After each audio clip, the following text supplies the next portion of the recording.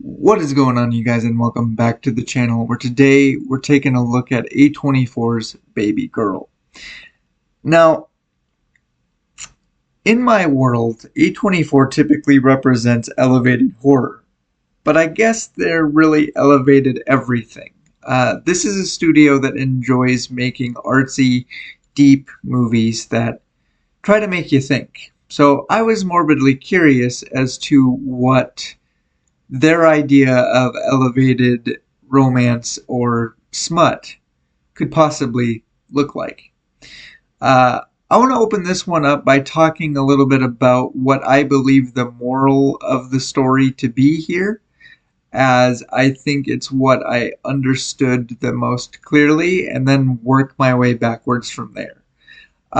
What I think we're working with here is something about being confident and comfortable with your own likes and dislikes in the bedroom, but then also being open and honest with your partner about those things and how that trust can build or help in building a stronger, healthier, intimate relationship between the two of you.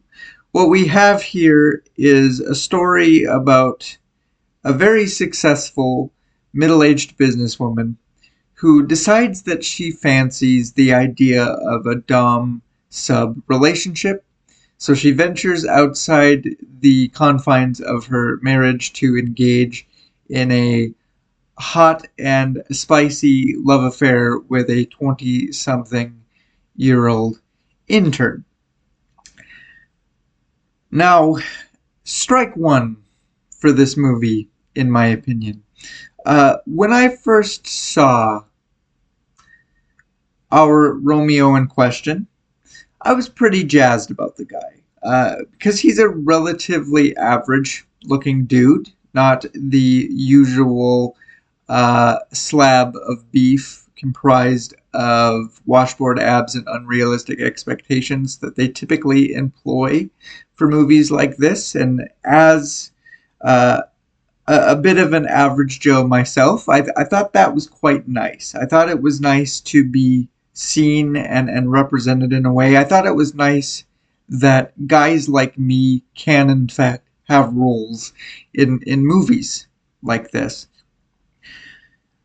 But my tune quickly changed once I actually started watching it, and I realized that the husband that she is cheating on is Antonio Banderas. And even as the completely and totally 1000% heterosexual guy that I am,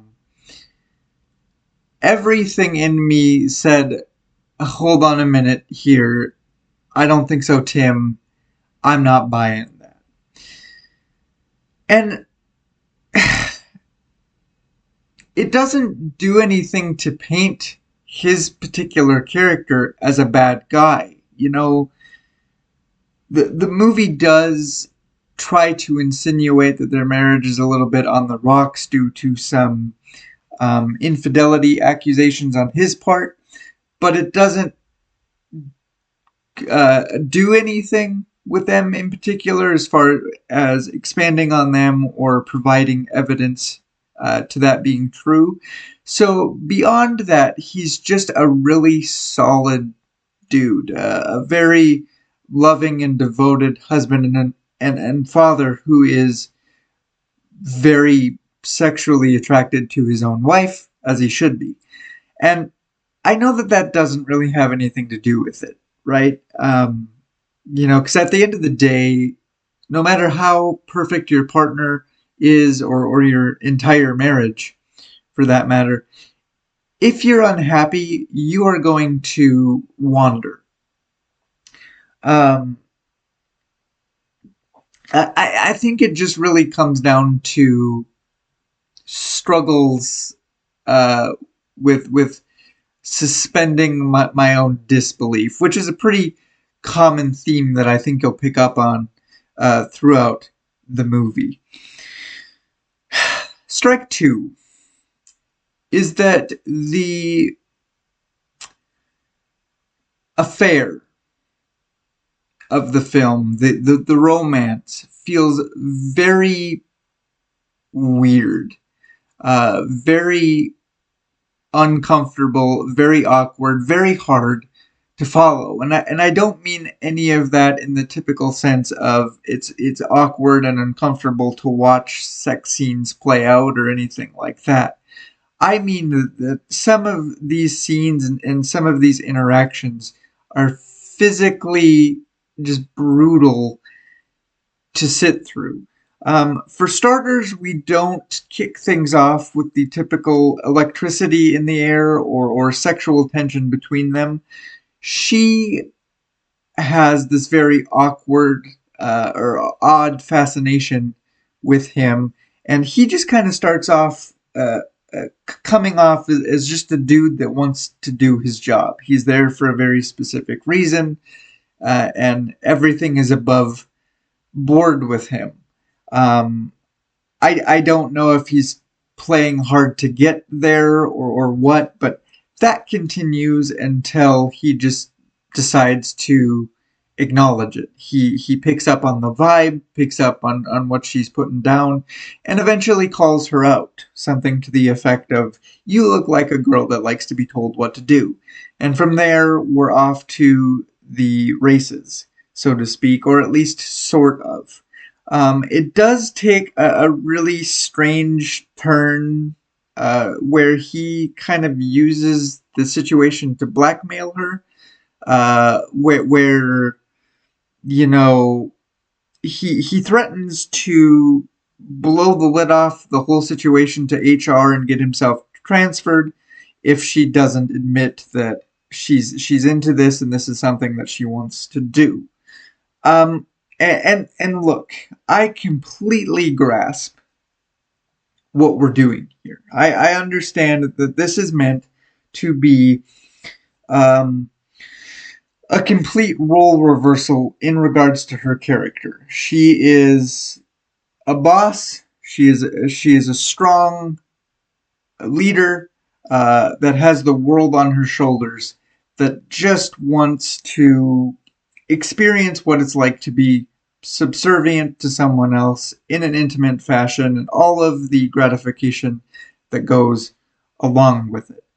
Um, I understand that, but circling back to that suspension of disbelief issue, I don't buy for a single second that a woman like this is going to allow herself to be dominated by somebody half her age that doesn't even remotely know what he's doing any more than she does, which is probably why we get such awkward interactions, such as her eating a hard candy from the palm of his hand or lapping milk out of a saucer, because that's just the sexiest thing ever, right?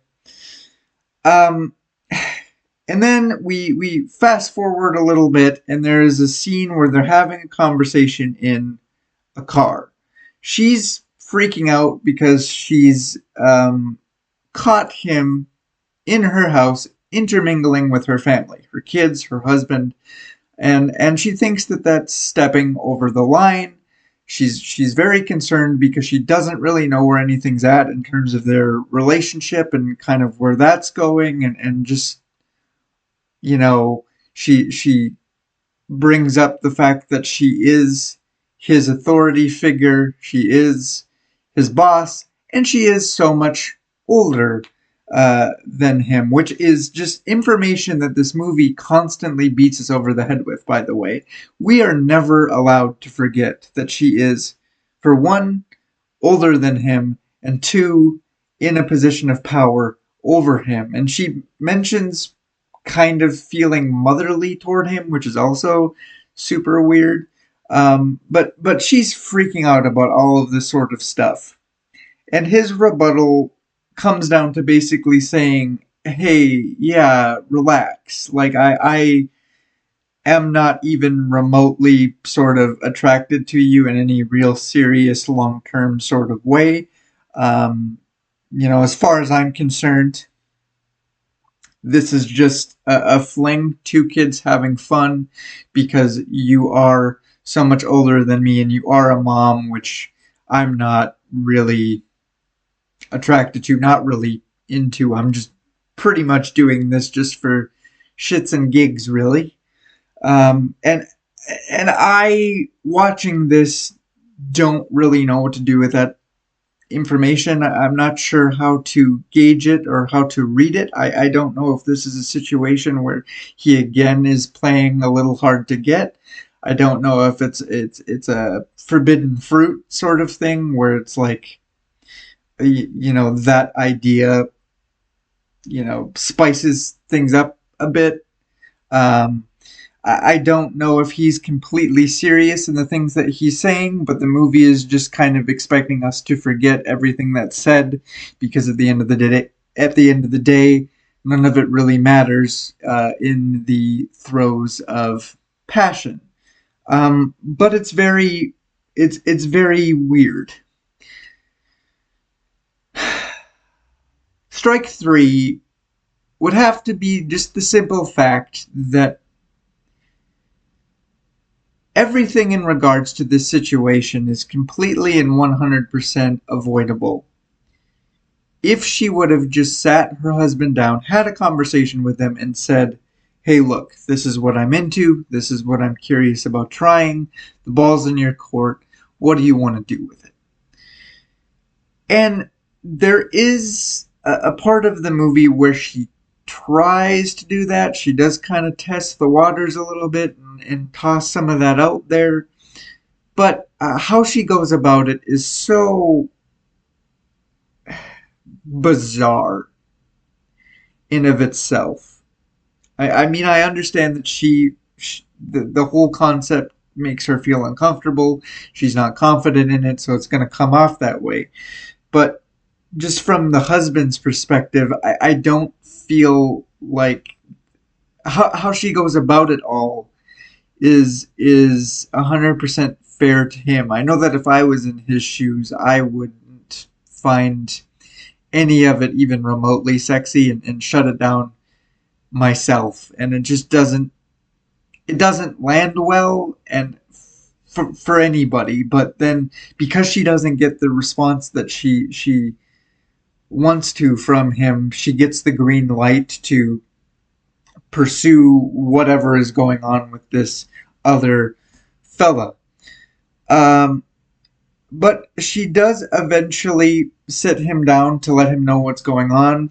She says, basically, I've been seeing this guy outside of our marriage. It only happened once, which is an outright lie because it's happened several times up to this point. Uh, Understandably, he gets a little upset. He is very pissed off at this. And a little while later, he actually catches them together, which then the entire thing explodes into kind of this old lion versus young lion thing where they have a bit of a tussle. They take the piss out of each other for a little while. Um, and it ends in a conversation where at the end of it, the husband has an anxiety attack, and the young man helps him through it. And then when that's over, he just gets up and leaves. He's just gone, like some sort of slutty super nanny or something. He did his job and he's just done. Uh, and the movie ends with the couple much happier, engaging in what I have to presume is the best sex that they've ever had in their lives up to this point. And everybody's living happily ever after, I guess. So I guess the true moral of the story here is if you're not happy, if you're not having the sexual experiences that you want with your significant other, um, go out and have them with another person, and that will just fix your relationship and things will be better than ever. I don't know. Um, just right off the top of my head, I can think of two solid ways that would make this story better. The first would be to have her be the sexual aggressor in the situation. You can still have her step outside her marriage, to seek a thrill, but have her sink her teeth into this younger dude and broaden his sexual horizons, so to speak, a la something like 50 Shades of Grey with Christian and his mom's friend. The other option is to have the other side of this affair be with an older coworker, somebody closer to her own age, which I know goes against the established fantasy of cougars wanting the young stud and gentlemen wanting the barely legal something or other with daddy issues. I understand that that is a well-established thing, but I just think it would make more sense if it was an older guy saying, look, I know what you're into. I know you're not getting it in your own marriage at home. Let me show you what you're missing. Let me show you what it's like and how good it can be. I just think that would be a little bit more sensical with regards to what's going on here. Um, all in all, I think uh, the, I get the sense that the person behind this story is yet another person who does not have any real idea how the BDSM community actually works or functions, and or has yet to actually have sex for themselves in real life. But on that note, that is going to wrap this video up, guys. So as always, take care of yourselves. Thanks for watching, and I'll catch you in the next one.